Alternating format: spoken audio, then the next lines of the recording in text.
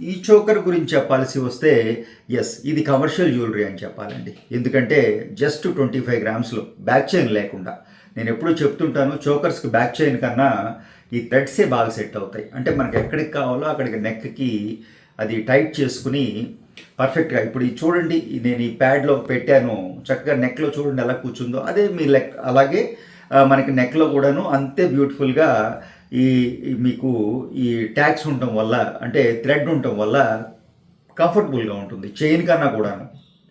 So back chain లేకుండా 25 గ్రామ్స్‌లో ఎక్స్ట్రాడినరీగా డల్ ఫినిష్‌లో డల్ అండ్ హై పాలిష్ కాంబినేషన్‌లో కమర్షియల్ జ్యువెలరీ అని చెప్పాలండి. మీరు గమనిస్తే చూడండి రూబీ కూడా వాడటం జరిగింది. ఎక్కడెక్కడ అవసరమో కింద డాంగ్లింగ్‌లో కూడా రూబీ ఇచ్చాం. చక్కటి మీకు ఈ చోకర్ కూడా చిన్నది కాదండి.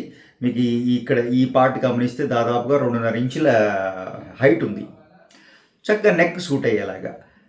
కోర్స్ అది చేసేటప్పుడు మనం ఎవరికి చేస్తున్నామో ఆ నెక్ సైజ్ తీసుకుని దాన్ని బట్టి కొంచెం షేప్ అడ్జస్ట్ చేస్తూ ఉంటాం. బట్ చాలా ఎక్స్ట్రాడినరీగా వచ్చిందండి. బ్యూటిఫుల్‌గా వచ్చింది.